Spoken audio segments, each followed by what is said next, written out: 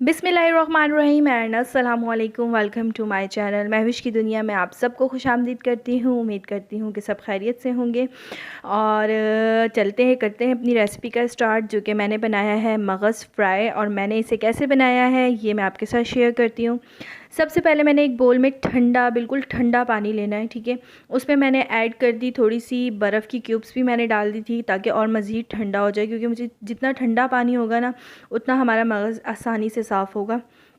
उस ठंडे पानी के अंदर मैंने मगज़ जो मैंने निकाल के रखा था वो ऐड कर दिया, डाल दिया मैंने, और उसको मैंने छोड़ दिया तकरीबन 20 मिनट के लिए, 20 से 15 मिनट के लिए बस।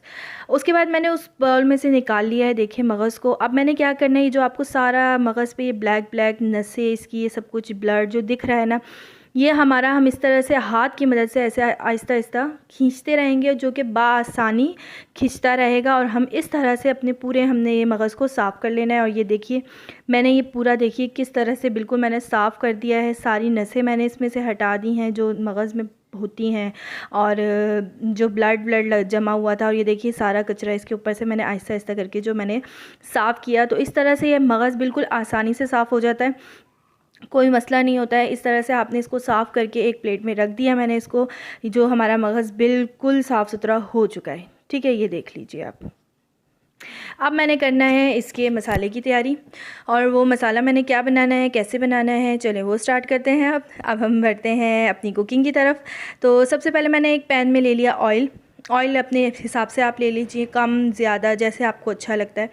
मुझे थोड़ा ज़्यादा ऑयल अच्छा लगता है तो मैं थोड़ा सा ज़्यादा ऐड कर रही हूँ। कम से कम नहीं तो आप पौना कप समझ लीजिए, कटोरी मैंने ऑयल ले लिया है। और उसमें मैंने प्याज को चॉप कर दिया। चॉप प्याज ऐसा जैसे हम ऑमलेट के लिए काटते हैं, वैसे चॉप प्याज मैंने इसमें ऐड कर दिया है, ठीक है। और अब मैंने क्या करना है, मैंने थोड़ा सा वेट करना है प्याज का सौते होने का। हमने इसको कलर नहीं देना है, हमने ब्राउन नहीं करना, हमने गोल्डन नहीं करना है इसे।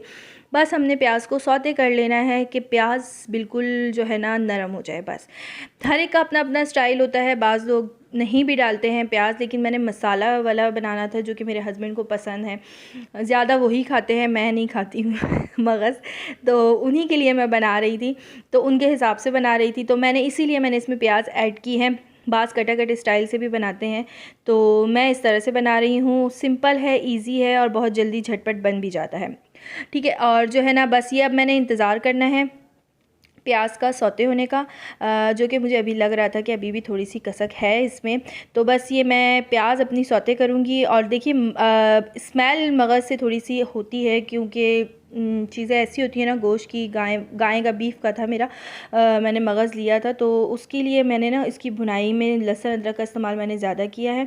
तो बस यही करना है हमने कि हमने जो है ना अच्छे से फ्राई करना है मगज़ को, ताकि उसमें से सारी हीट, सारी स्मेल ख़त्म हो जाए, ठीक है।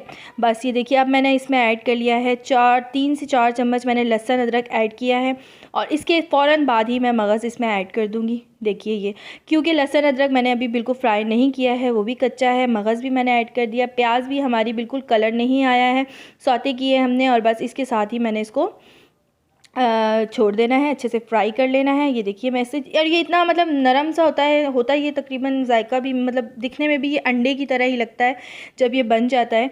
तो ये बहुत जल्दी गल जाता है, मिनटों में गल जाता है, ये बहुत अच्छे से बन जाता है, ठीक है। अब मैंने इसको कवर करके रख दिया। मैंने कोई पानी, कोई मसाले फ़िलहाल ऐड नहीं किए हैं। थोड़ी देर बाद, 5 मिनट बाद, मैंने फिर दोबारा से इसका कैप हटा के मैंने इसको फिर से मिक्स करना और भूनना शुरू कर दिया है।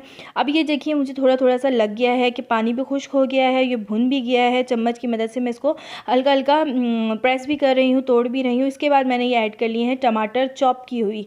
टमाटर को भी हमने चॉप करके ही डालना है, स्लाइसिस में मैं नहीं डाल रही हूँ उसमें, जैसे हम ऑमलेट में काटते हैं हमने वैसे ही टमाटर को भी कट कर लिया, ठीक है। इसके बाद फिर हमने दोबारा से इसकी भुनाई शुरू कर देनी। अब इसमें हमने जो है ना, जो मसाले जो मैं ऐड करना चाहती हूँ वो मैं इसमें ऐड कर लूँगी। अब तकरीबन मैंने ज़्यादा मसाले इसमें ऐड नहीं किए थे, बहुत कम मसालों का इस्तेमाल किया मैंने।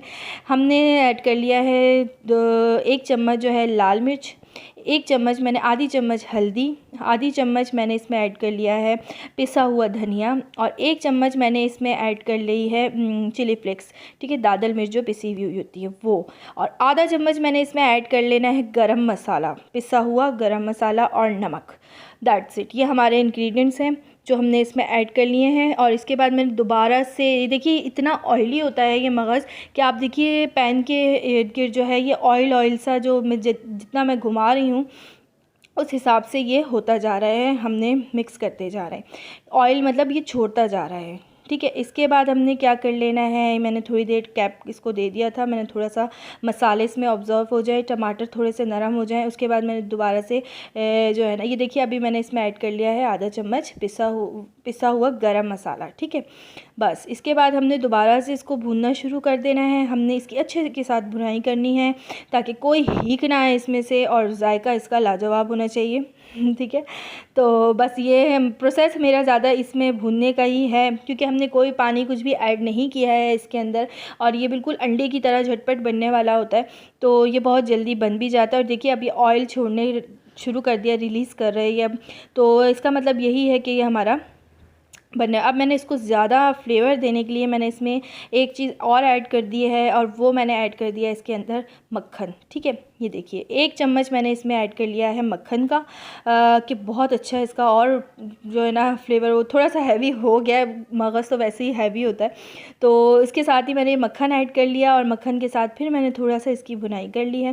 پھر میں تھوڑا سا اس کو بھون لینا ہے. بھوننے کے بعد دیکھیے اب تقریباً مجھے لگتا ہے کہ ہمارا مغز بالکل ریڈی ہو چکا ہے، کیونکہ اب کوئی اس میں مسالہ، کوئی پانی کچھ نہیں دکھ رہا، صرف آئل کے اندر ہمیں اپنا مغز فرائی دکھ رہا ہے. ٹھیک ہے. اب میں نے کیا کر لینا ہے، تھوڑا سا میں نے اس کو رکھ دینا ہے دم پر، دم پہ رکھ دوں گی. دم پہ رکھنے کے بعد میں آپ کو بتاتی ہوں، یہ دیکھیے یہ ہم نے اس کو تھوڑا سا دم پر رکھ دیا، یہ ہمارا ہو گیا ہے مغز تیار. بس یہ ہمارا مغز فرائی بن چکا ہے. آپ لوگوں کو کیسا لگا ہے مجھے ضرور فیڈ بیک دیجیے گا. میرے چینل کو سبسکرائب کیجیے گا، لائک کیجیے گا، شیئر کیجیے گا، اور ملتے ہیں آپ لوگوں سے انشاءاللہ نیکسٹ ویڈیو میں. جب تک کے لیے اللہ حافظ.